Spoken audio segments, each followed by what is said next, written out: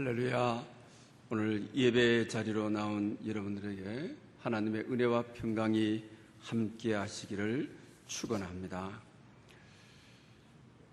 이용교 선교사님이 쓸 글 가운데 자기 자신이 미국에서 유학 생활할 때 몽골로 선교사를 떠나가기 전에 고백을 하고 있는 내용입니다.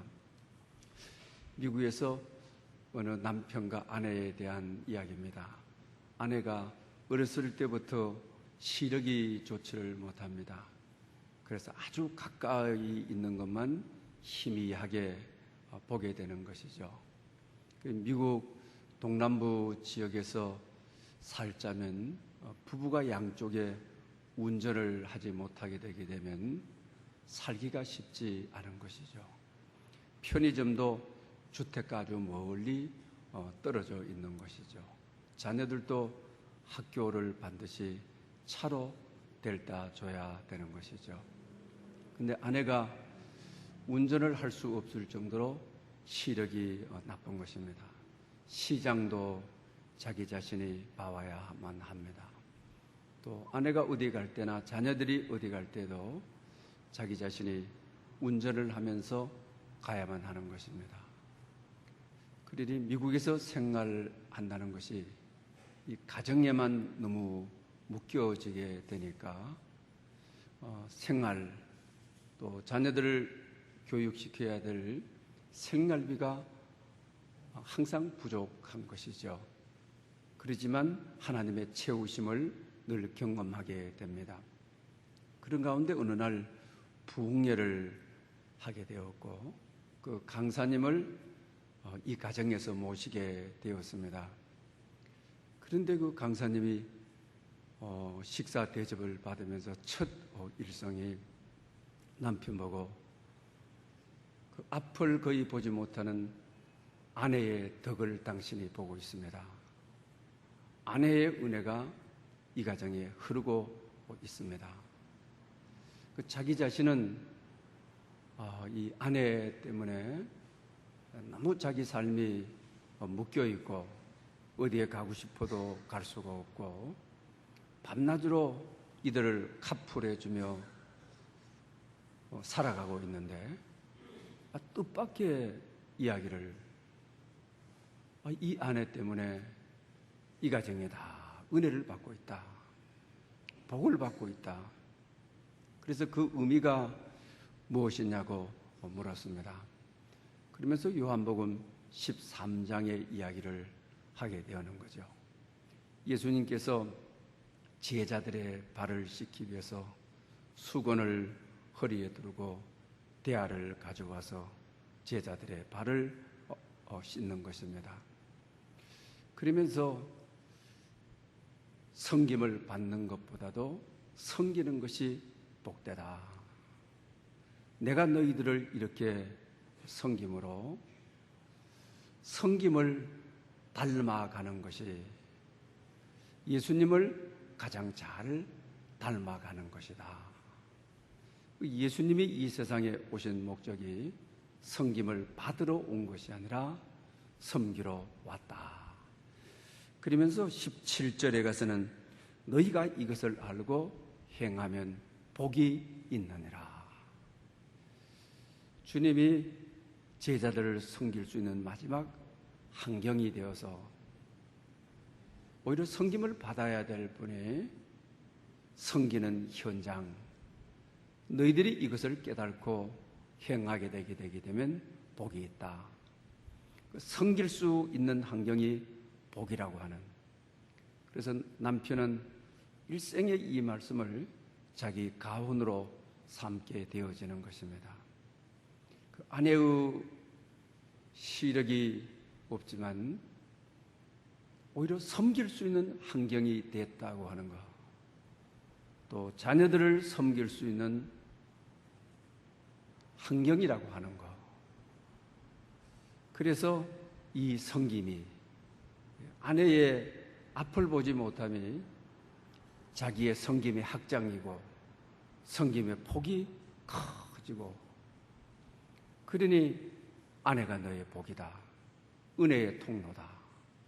이 가정의 모든 사람들이 다 아내의 덕을 보고 있다. 그래서 늘 기도할 때마다 지금까지 불평하고 원망하고 그 아내를 잘못 만나서 내 삶이 이렇게 가족에게 다 묶여버리고 그 나에 대한 삶의 여유는 전혀 가지지 못한다고 했던 그에게 오히려 자녀들을 카풀을 하고 시장에 가서 장을 봐오고 하면서 너희들이 이것을 알고 행하는 것이 너희에게 복이라. 이 말씀을 암송하면서 정말 이 말씀이 마음속에 깊게 잡히면서 이 말씀을 가지고 기도하고 그러면서 가정을 평화롭게 하고 가정이 다시 일어나는 그런 모습을 보여주고 있는 것입니다. 그러므로 여러분, 우리가 상황에 따라 우리가 말씀 기도를 하자. 오늘 이것이 오늘의 제목인 것입니다. 어렵다고 생각했는데 하나님이 주신 한 말씀이 자기 생애를 이끌어가는, 오히려 그 섬김이 복이 되는, 짐이라고 했던 것이 하나님의 은혜의 통로가 되는 역사를 가져왔다고 하는 것입니다. 우리 삶에서 상황에 따라서 어떤 말씀을 잡고 기도하고 살아야 되느냐, 이것은 대단히 중요한 것입니다. 우리 기도에 대한 말씀을 이야기할 때는 예레미야 33장 3절을 우리가 이야기하는 경우가 많이 있죠. 부르짖으라 그러면 내가 네게 응답하겠고 내가 알지 못하는 크고 은밀한 일을 보이리라. 할렐루야. 부르짖어 기도해라. 내가 응답하겠다. 기도에 대한 하나님의 확실한 약속을 말하는 거죠. 또 그뿐만 아니라 네가 알지 못하고 예측하지 못하는 크고 비밀한 일, 은밀한 일도 너에게 이루어 주겠다. 기도할 마음을 주시는 거죠. 기도할 동기를 우리에게 허락해 주시는 것을 알게 되어지는 것이죠. 그리고 이사야 14장 24절에 보게 되게 되면 만군의 여호와께서 맹세하여 이루시되 내가 생각하는 것이 반드시 되고 내가 경영하는 것이 반드시 이루리라. 할렐루야. 하나님께서 맹세하고 말한다. 네가 생각하는 것이 반드시 되고 네가 경영하는 일들이 반드시 이루리라. 정말 우리에게 기도하고 싶은 욕망과 동기를 주는 말씀인 것이죠. 그러나 많은 이들이 이 약속의 말씀은 예레미야 시대에 예레미야에게 준 것이고 이사야서 말씀은 남한국 유다에게 주신 말씀인데 고대 약속했던 말씀이 오늘 시대에 내게 주는 말씀으로 어떻게 연결하라고 하는 것이냐, 이런 질문을 우리가 가지게 되는 것이죠. 그 기독교라고 하는 것은 기도 상황에 따라서 우리가 기도하자라고 했을 때 하나님의 약속하신 것을 잡고 기도하는 것이 우리 기독교의 특징이죠. 사마니즘이나 다른 종교에서는 약속이 없는데 그냥 비고비나이다. 자식이 잘 되게 해주십시오. 우리 가족 여러 식구들이 무병장수하게 해주십시오. 오랫동안 사마니즘에서 흘러나왔던 기도였죠. 약속하신 이가 없는데 그러나 내 마음, 그냥 내 소원만 비고 비나이다. 이름 모를 신에게 비는 거죠. 그러나 우리 기독교는 부르짖으라. 그러면 내가 내게 응답하겠다. 먼저 약속이 먼저 있은 것이죠. 내 생각하는 것이 반드시 되고 내 경영하는 것이 반드시 이루어지리라. 먼저 약속이 있게 되는 거죠. 그래서 우리 기독교는 약속을 잡고 하는 기도인 것이죠. 그러니까 책임이 어떻습니까? 약속을 잡고 하는 기도는 응답이 안 되면 약속하신 자가 책임을 져야 되는 것입니다. 약속이 없는 기도는 그냥 내 마음이 원하는 대로, 내 생각이 이끌리는 대로 빌고 비나이다. 그 책임이 누가 있느냐? 내게 있는 것이죠. 그래서 우리 기독교의 기도는 확신을 가지고 약속하신 분이 있기 때문에 내가 약속을 잡고 약속의 말씀을 붙들고 기도합니다. 약속하신 분에게 이 말씀이 이루어지고 안 이루어진 것은 그 책임이 하나님께 있습니다. 그러면서 끈질긴 기도를 드리는 것이죠. 힘 있는 기도를 드리게 되는 것이죠. 약속이 없는 기도는 아무리 부지런해 봐야 그분께서 내가 언제 약속했느냐, 어느 때에 약속했느냐, 어디에 약속했느냐, 그러면 다 끝이 나게 되는 것이죠. 그래서 성경은 구해라, 두드리라, 찾으라, 그래야면 만나리라. 성경은 이렇게 약속하고 있는 것을 보게 된다고 하는 것입니다. 성경 전체에서 한 3,000번의 하나님의 약속이 있습니다. 오늘 우리가 대표적으로 소개했던 말씀들요. 그런데 어떻게 하면 그 약속이 나와 연결을 짓느냐, 그 약속이 내게 영향력을 미치고 내 삶 속에 어떻게 파고 들어와서 역사하느냐, 이것인 거죠.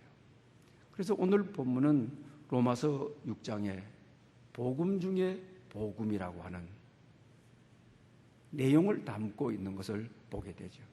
그래서 오늘 본문에 보게 되면 합하여라는 말이 이 짧은 문장 속에 3번이나 나오게 되어지는 것이죠. 그리스도와 합하여, 부활과 합하여, 세례와 합하여, 합한다는 말씀이 계속 나오죠. 함께라는 말이 2번 나오죠. 그리스도와 함께 죽고 그리스도와 함께 살 줄을 믿노니, 함께라는 말을 써요. 그다음에 연합하는 자라는 말이 3번 나오게 되는 거죠. 그의 죽으심과 연합한 자가 된다. 그의 부활하심과 연합한 자가 된다. 그리고 결과적으로 예수님의 죽으심이 내가 연합, 합해, 함께 죽었다. 그 넓은 의미로 연합인 것이죠. 그리스도의 죽으심이 내 죄가 연합해서 죽었다. 죄의 결과로 받아야 될 형벌이 그리스도의 죽음과 연합하여 형벌이 장사되었다. 형벌이 없어졌다 하는 것입니다. 그러면서 또 부활과 합하여 새 생명을 얻었다. 예수님 자신의 부활이 아니고 내가 예수님의 부활을 믿게 되게 되면 부활과 합하여 나도 부활의 열매가 된다. 나도 부활의 새 생명 안에 행하게 된다. 예수님의 행하신 일들이 내가 믿게 되게 되면은 연합이 된다. 합하게 된다. 함께 하게 된다고 하는 것이죠. 왜 말씀을 붙잡고 기도하고 왜 말씀 기도를 드려야 되느냐? 말씀은 하나님의 약속이고 말씀을 내가 믿고 기도하게 되게 되면 말씀과 연합하기 때문에, 말씀과 합해지기 때문에, 말씀과 함께 가기 때문에 나는 부족하고 연약하고 나는 자주 실패하고 나는 자주 주저앉지만은 나는 내 약함을 인정하고 내 한계에 놓일 수밖에 없지만은 말씀은 영원하니까 천지는 없어져도 말씀은 없어지지 아니하리라. 그러니 유한한 나는 말씀과 연합되기 때문에 말씀이 영원해서 내가 죽더라도 영원한 말씀과 연합해서 영원히 살아있는 것이죠. 그래서 말씀 기도가 중요하다고 하는 것입니다. 삶의 정향에 따라서 내 마음대로 기도하는 것이 아니라 어려운 상황 속에 또 내 앞으로 나가야 될 진로 속에 또 내 삶의 이 고난 속에 하나님께서 약속하신 말씀을 잡고 영원한 말씀을 잡고 끈질기게 힘있게 기도했을 때 말씀대로 되어진다고 하는, 그래서 우리가 어느 때에 말씀 기도를 해야 되느냐, 인간의 한계에 놓일 때 세상을 살아보게 되면 내 뜻대로 되지 않는다, 또 노력한다고 되어지는 일들이 아닌 것이 많죠. 정말 약하구나, 아무리 해도 이거는 안 되는구나. 그래서 좌절하죠. 그리고 큰 문제 앞에 주저앉아 버리죠. 또 울 수밖에 없는 것이죠. 내가 넘을 수 없는 한계에 놓였을 때 엄청난 좌절을 느끼게 되는 것이죠. 또 엄청난 실패감을 느끼게 되는 것이죠. 왜 내가 이 한계를 뛰어넘지를 못하느냐, 이럴 때가 많이 있죠.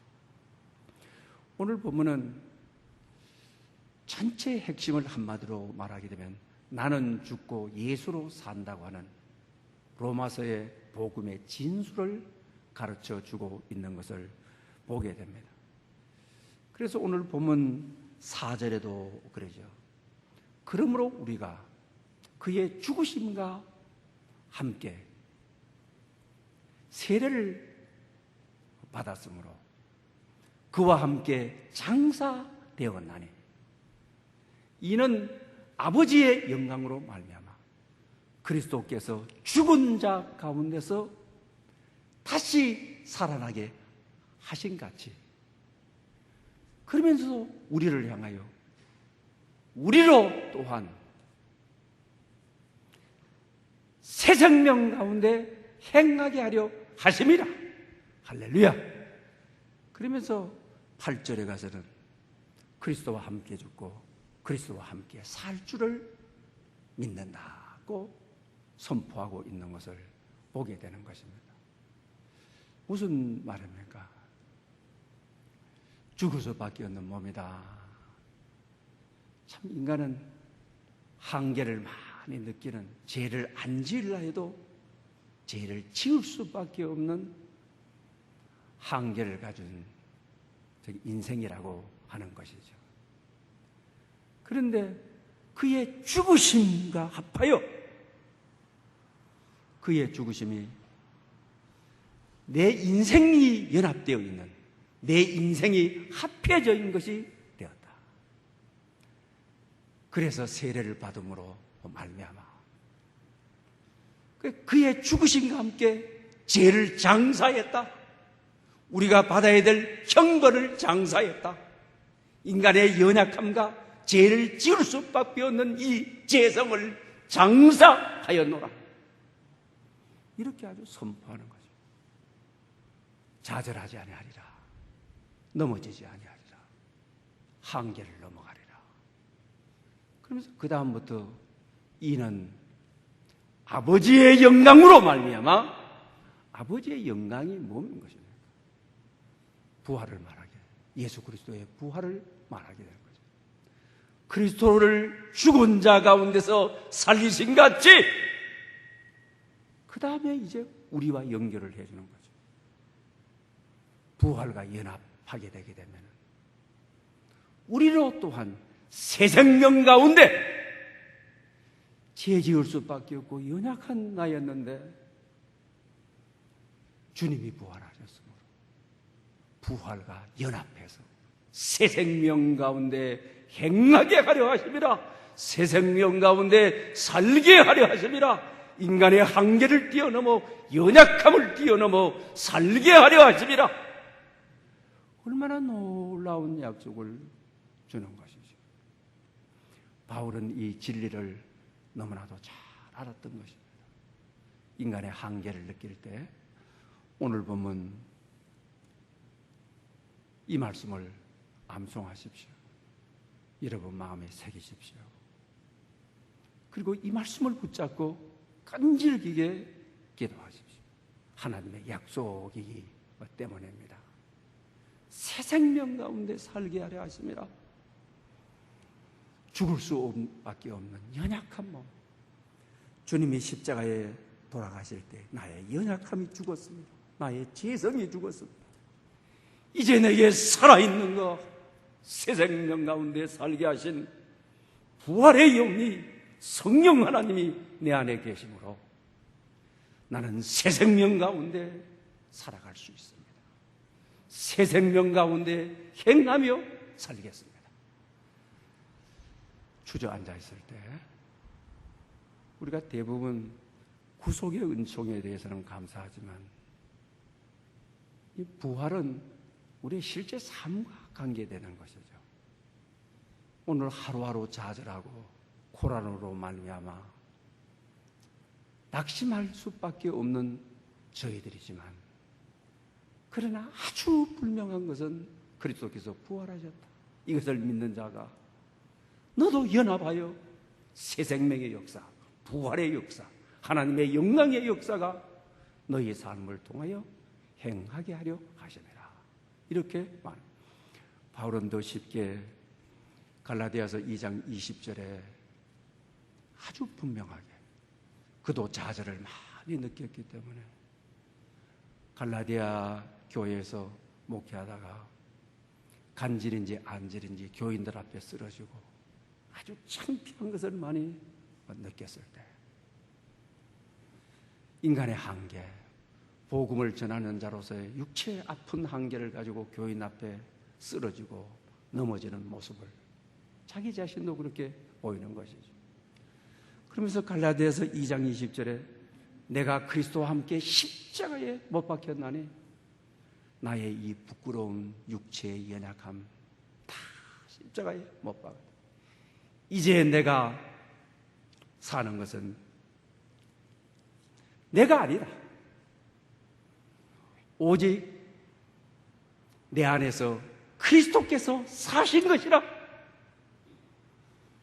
나의 육체를 십자가에 못 박았다. 나의 상처와 아픔, 나의 병든 모든 한계, 내가 그리스도와 함께 십자가에 못 박았다. 이제 내가 여러분에게 나타나서 그 육체의 연약함으로 흔들리거나 약해지거나 부끄러워하지 않는다. 이제 내가 사는 것은 그리스도 안에 사신 것이야. 그러면서 그리스도 안에 사는 새로운 육체에 대해서, 그러면서 내가 육체 가운데 사는 것은 나를 사랑하사 나를 위하여 자기 자신을 버리신 하나님의 아들을 믿는 믿음으로 사는 것이라. 할렐루야! 부활의 생명으로 사는 것이죠. 우리 바울처럼 과거의 상처, 과거의 아픔, 또 육체의 연약함, 자기 인생의 단점, 허물들, 흉이 될 수 있는 것들, 내 육체로 산다면 참 부끄러운 것이지만, 그러나 새 생명된 이 육체로, 그 새 생명된 육체가 어떤 육체냐? 나를 너무너무 사랑하시고 나를 사랑하셔서 나를 위하여 십자가에 죽기까지 자기 자신을 버린 그 하나님이 아들 예수 그리스도가 내 안에 와 계셔서 그 아들을 믿는 믿음으로 사는 것이라. 믿음으로 사는 것을 선포하죠. 오늘 시대에, 좌절하기 쉬운 시대에 우리 인간의 한계를, 이런 어려운 시대일수록 한계를 더 많이 느끼게 되죠. 문이 좁아지게 되니까 취업의 문도 좁아지고 모든 사업의 문도 좁아지고 인간의 활동 영역이 다 한계 때문에 문이 좁아진 시대고 문이 닫혀지는 시대죠. 이와 같은 때에 우리 한계를 느낄 때 갈라디아서 2장 20절 말씀을 잡고 내 안에 계신 하나님의 아들을 믿는 믿음으로 산다. 믿음이 세상을 이긴다. 새 생명 가운데 산다. 이런 역사가 여러분에게, 특히 어려운 시대에, 한계에 놓이고 있는 시대에 말씀 잡고 늘어지는, 말씀 잡고 끝까지 기도하는, 그러는 순간에 내 좌절했던 몸이, 그리고 성경의 글자로 되어 있던 것이 생명을 덧입고 내 시선을 주님께로 집중하게 하고 내 마음에 역동적인 힘을 얻게 하고 내 삶의 행동이 민첩해지게 하고 믿음으로 사는 자의 살만한 세상을 살아갈 수 있는 힘을 주는 것이죠.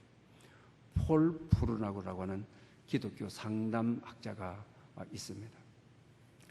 이분은 참으로 어렵게 살았습니다. 2개월이 됐을 때 어머니가 세상을 떠버리게 됩니다. 또 6세가 되었을 때 또 다른 아버지까지도 세상을 다 뜨게 되어지는 것이죠. 그러면 삼촌 집에서 살게 되어집니다.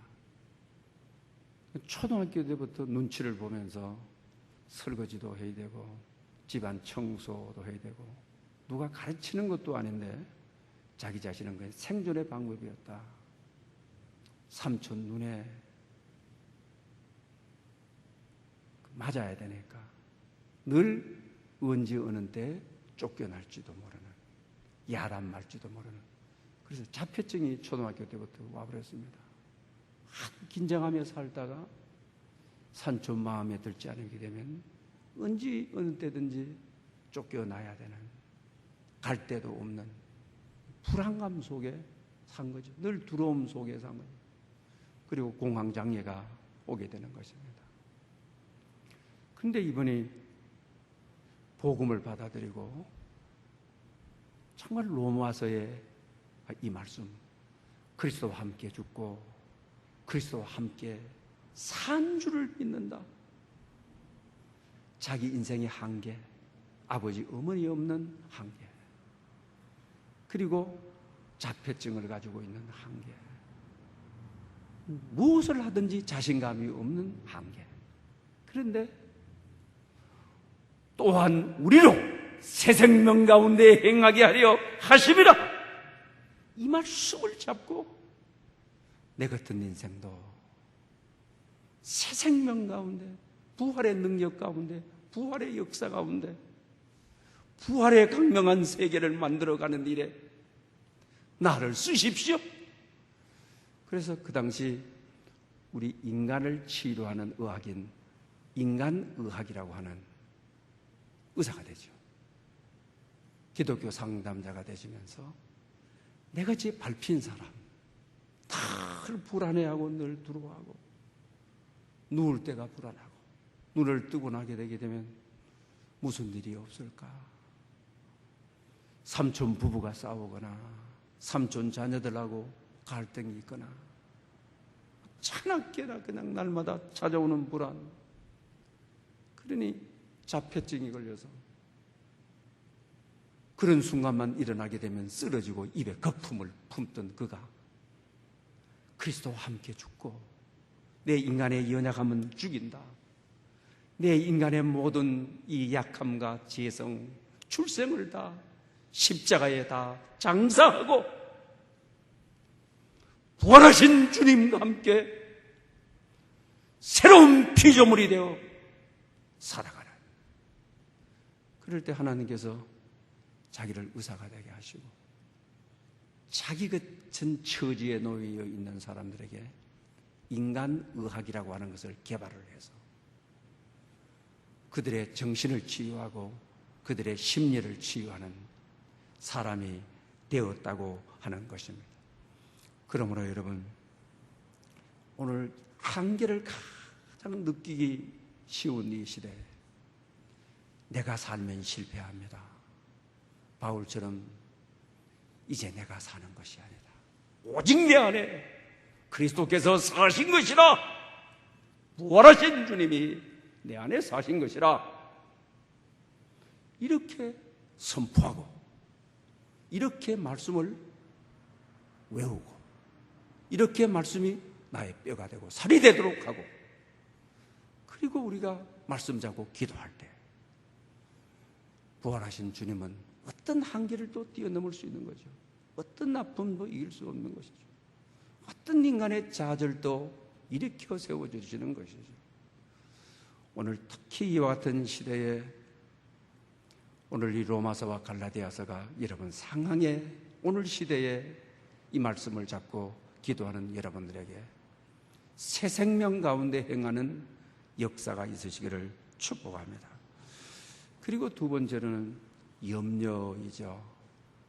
오늘 근대 또 사회에서 오면서 현대 사회에 오면서 우리 스트레스, 염려라고 하는 것이죠. 이 근심 걱정이 우리 삶을 얼마나 많은 것을 파괴하고 우리가 정신과 육체에 병을 가져온다고 하는 것이죠.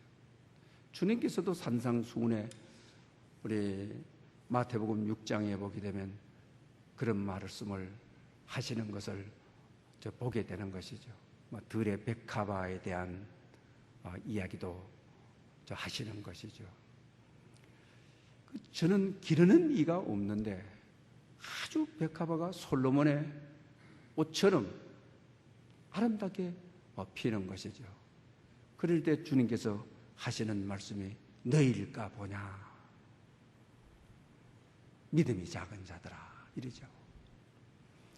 오늘 이와 같이 두려움이 온 세상을 덮고 있는 시대에 내일은 어떻게 되고 1년 후는 어떻게 되고 그 다음에 노후까지 연결이 되고 요사이 또 100세 시대가 되고 하면 이것이 두려움이 엄청난 무거움이 지휘되어서 나를 질식시켜버리는 것이죠. 두려움을 자꾸 끌어들이게 되게 되면 그래서 잠을 못 자고 불면증이 걸리고 다 그런 것이죠. 그런데 주님께서는 내일 아궁이에 던져지는 들불도 하나님이 기르신다. 백합화를 말하는 거죠.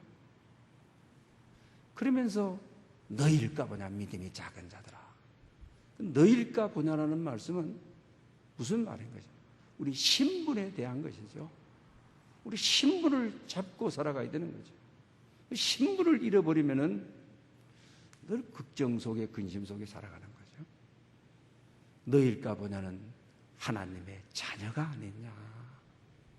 저 들풀도 하늘을 나는 새, 저들이 심는 것도 없고 거두는 것도 없고 창고도 없는데 하늘 아버지께서 먹이신다, 이러는 거죠.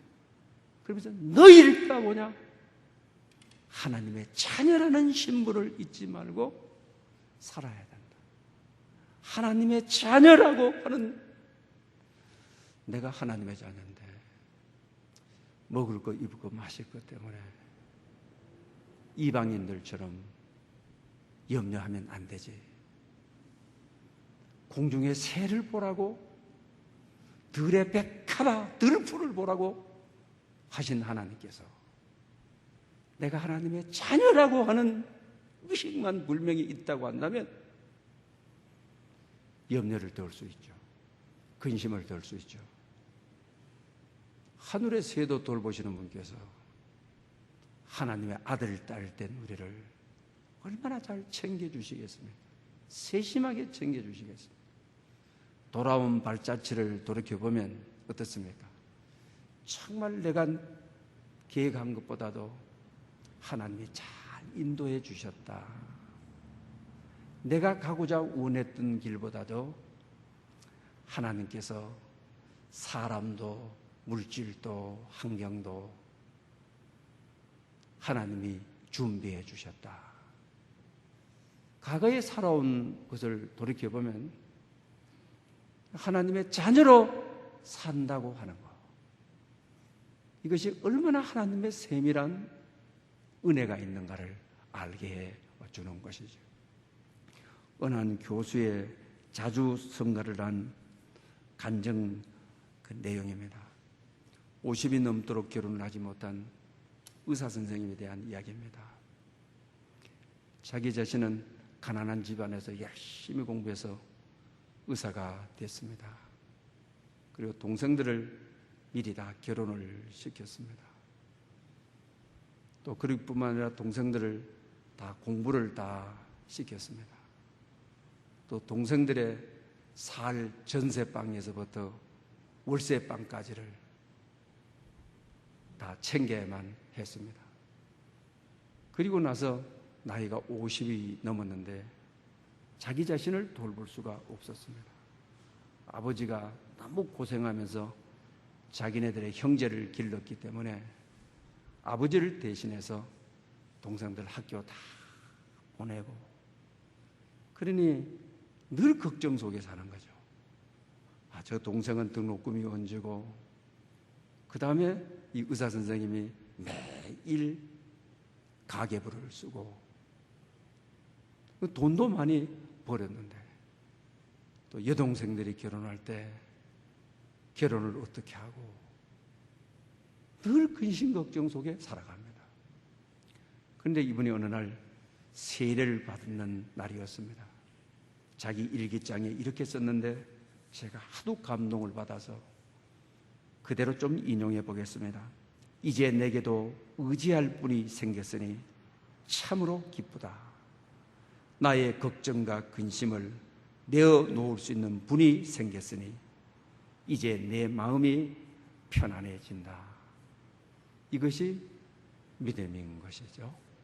정말 훌륭한 의사죠. 어려운 가운데 의사 돼서 자기 부부만 잘 살 수 있지만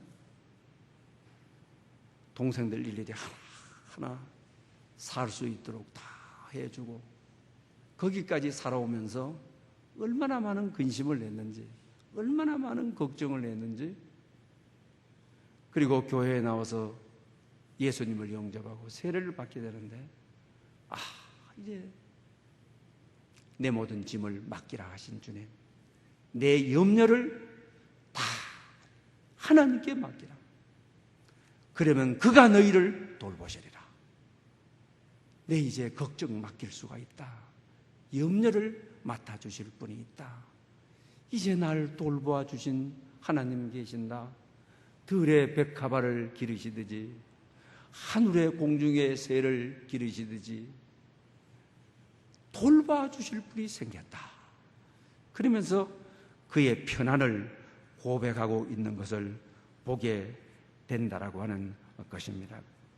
그러므로 여러분, 현대 삶에는 정말 크고 작은 두려움이 일어나고 있습니다. 염려가 염려로서 끝나면 괜찮습니다.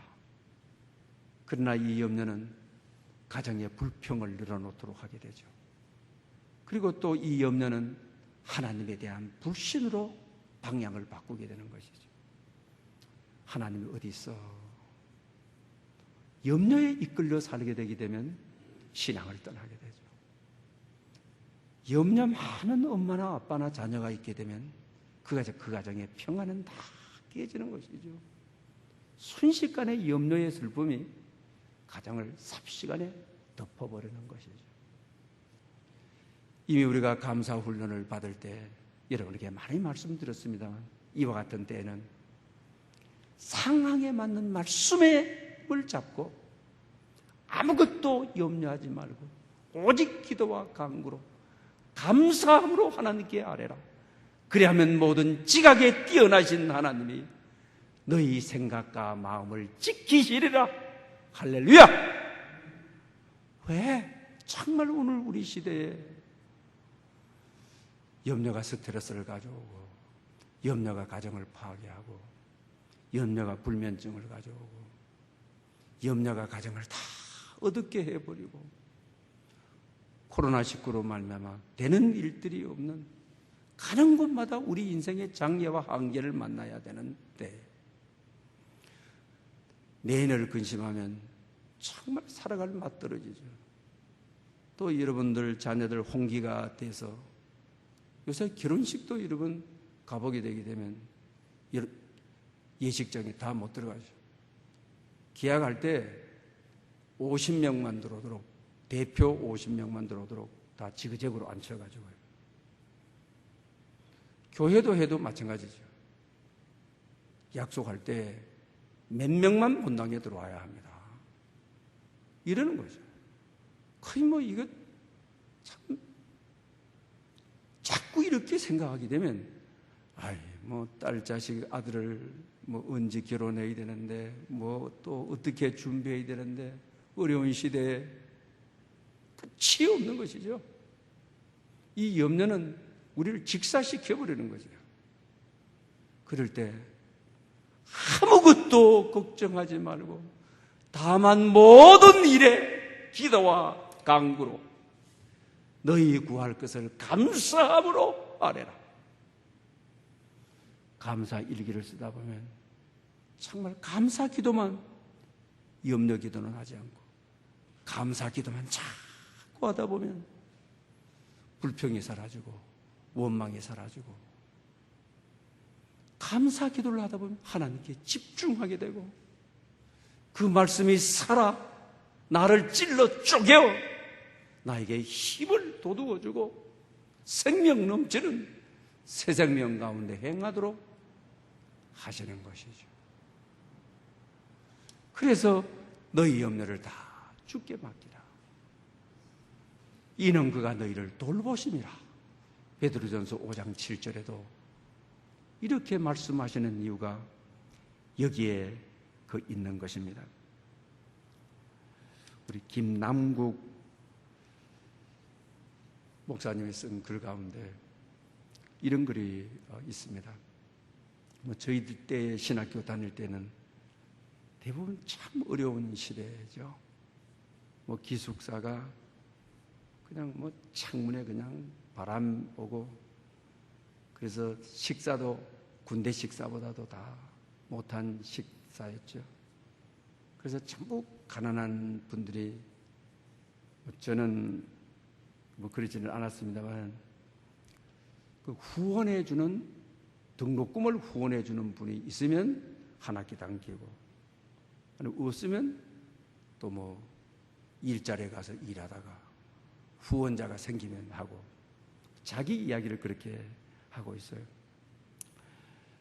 자기 교회 안에서 전도사님, 우리 교회에서 이제 신학생이 됐으니까 앞으로 내가 학부뿐만 아니고 신대원 3년 동안 목사가 될 때까지 공부할 때 내가 등록금을 책임지겠습니다. 그리고 작게 약속한 분들이 계셨는데, 그 작게 약속한 분들은 찾아가서 죄송하지만은 제가 받지 않겠습니다. 저를 넉넉히 후원해 주는 분들이 있기 때문에 아주 양해를 구했습니다. 그리고 이제 공부를 하다 2월 달에 이제 등록금이 나왔습니다.